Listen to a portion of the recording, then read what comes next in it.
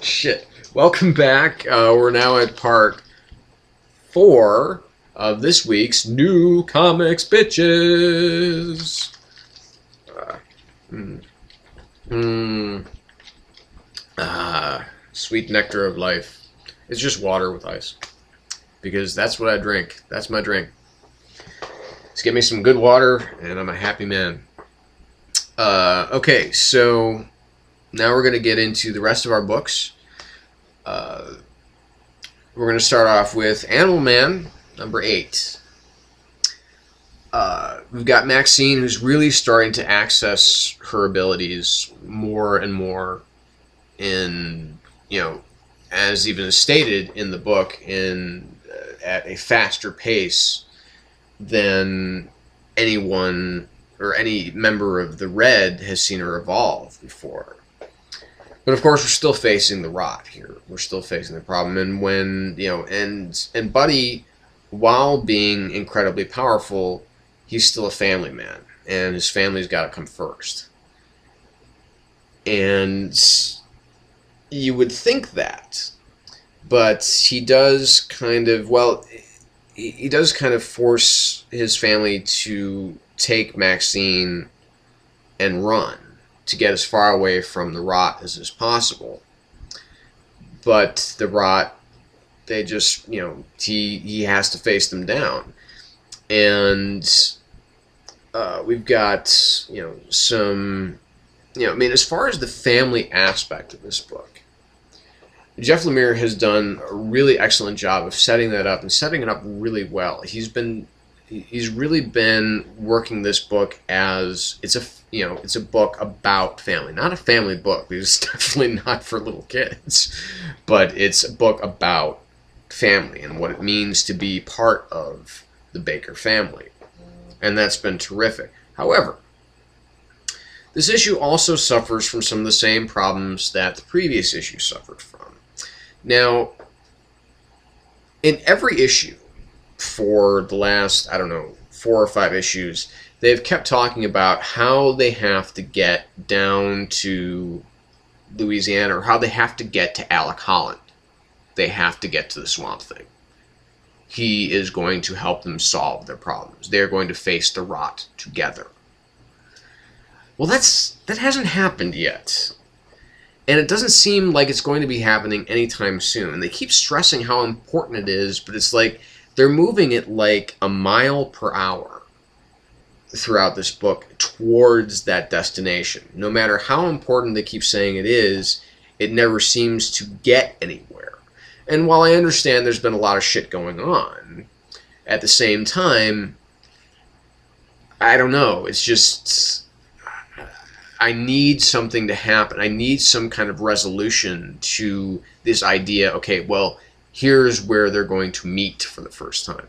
But that's being thrown off track too, or at least for Buddy in this issue.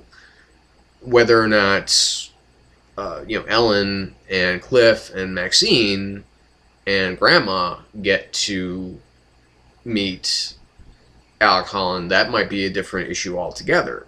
But Buddy's not going anywhere because he's got some serious problems at the end here. And Lemire, he's an excellent writer, and I still feel bad because I haven't read any Sweet Tooth yet, and I plan to. But what was really working for this book at first, the first several issues, is that Travel Foreman, whose aesthetic really, really works for this comic, is essentially he's kind of coming and going. He'll do like 4 or 5 pages per issue, and now Steve Pugh, another artist whose art I do not care for, especially in this comic, is coming on board. And he's doing most of the heavy lifting here. I mean, basically my message to DC is this: get Foreman back in, get Pugh out. Because Pugh's art, it's hurting this comic. At least for me. It's just too... It's not very good art. Not to me. But, I still give this... it's a 3.5 out of 5. Like I said, it's strong. it needs to be stronger, it needs to be tighter, it needs to get to where it needs to go. So that's my, okay, so 3.5 out of 5 for Animal Man number 8. Batwing number 8.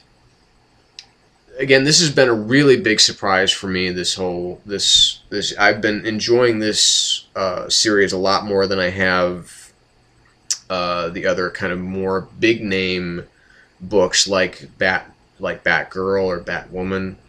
Obviously, way more than Detective Comics or the other one, Batman: The Dark Knight, which is just a big, it's just a big turd.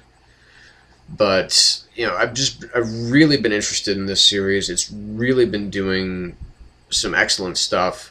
I'm missing Ben Oliver as the artist, but Dustin Nguyen stepping in for that, like I said, still a pretty damn good trade. And we finally have Massacre Unmasked, and it's really not who we thought it was going to be. We finally have the mastermind behind the murders of the members of the Kingdom. Again, really not who we thought it was going to be. And the one kind of complaint that I did have about this, and it's a very minor quibble, really, because I was hoping that there would be more of the Bat family involved in this issue, because part of the selling point was that this kind of finale of the Massacre storyline was going to be, like all of the Bat family was going to be there, helping Batwing kind of solve this mystery and stop this crisis and stop the killing. And we didn't get that. We have Batman, we have Robin, and we have Nightwing. Aside from that, nobody. And but again, that's fine in this particular case, because again, I can see why they had to scale it down. Because I mean, if you brought in all of these different characters, there'd just be way too much confusion. And this book is ultimately, it's smarter than that, it's better than that. So,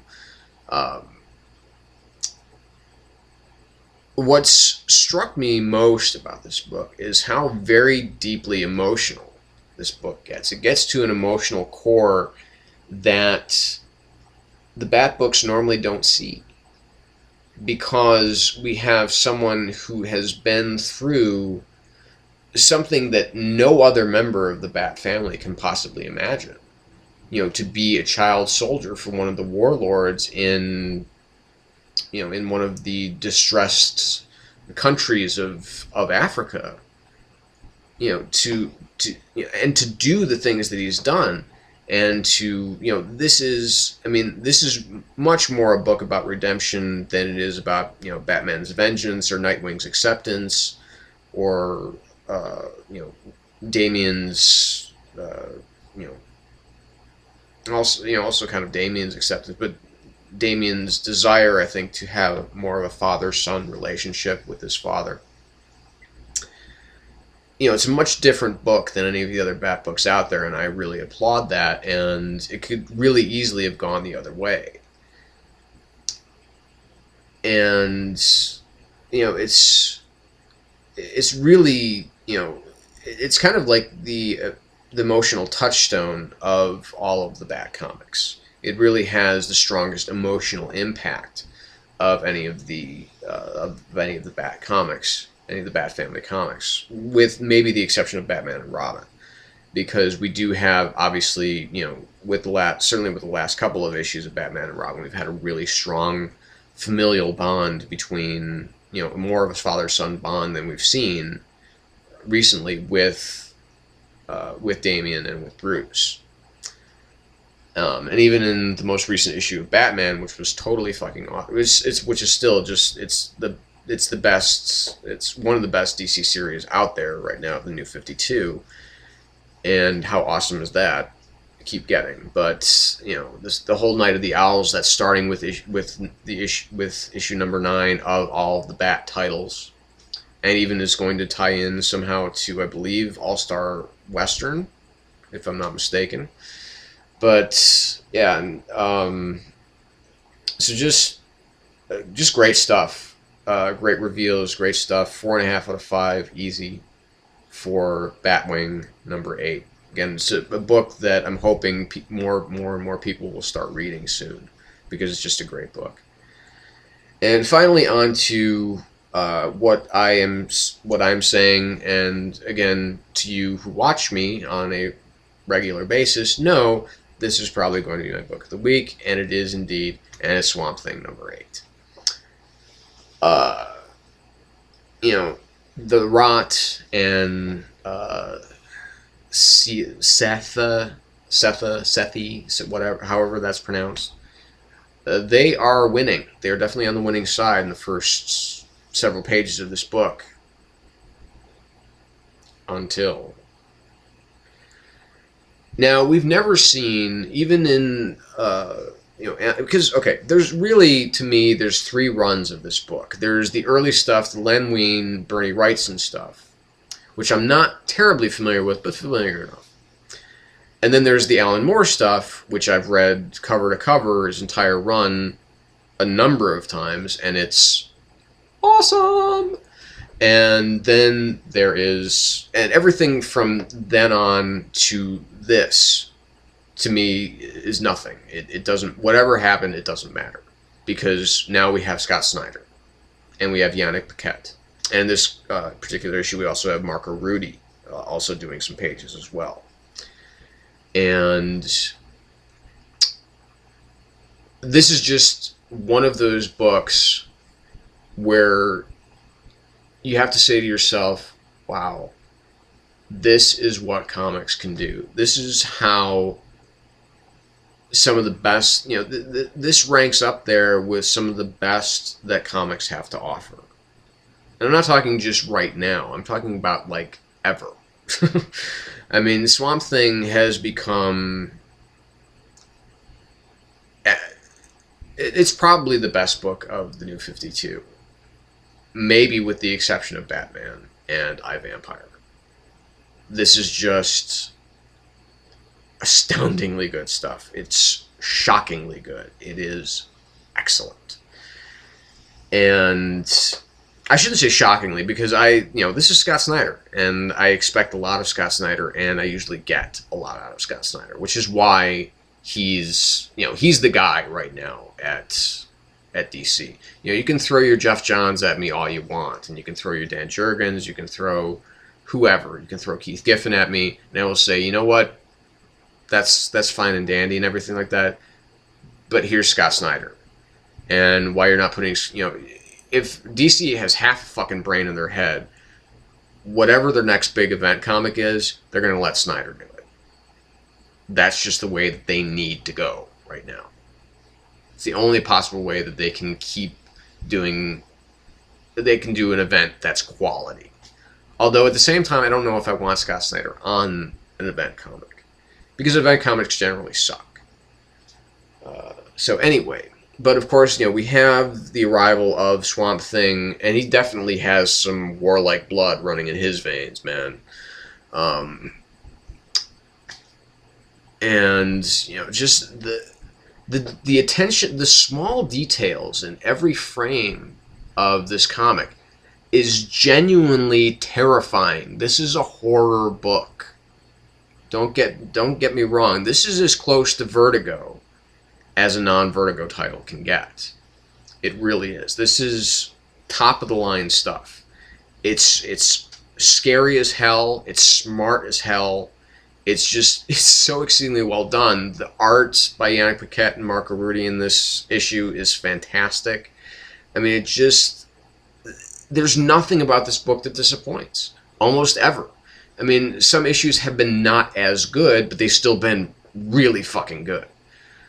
So, 5 out of 5 to Swamp Thing #8. Again, I'm just dying. It's just killing me that I have to wait again. But, okay, I'm thinking that next week The Shadow's coming out, so we're probably going to have maybe a little bit longer of a segment on that. But don't forget to check me on Twitter at Donnelly92274. Come on down, join the party. Tumblr, my Tumblr account, shadowgallerycomics.tumblr.com. I've been reviewing a lot of comics. I've been reviewing a lot of movies. A lot to say about that. I'm going to be reviewing Chronicle real soon. So anyway, get on board. Come see me. And of course, this is me, James Donnelly, at the Shadow Gallery. New Comics Bitches! Signing off. Have a good week. We'll see you next time.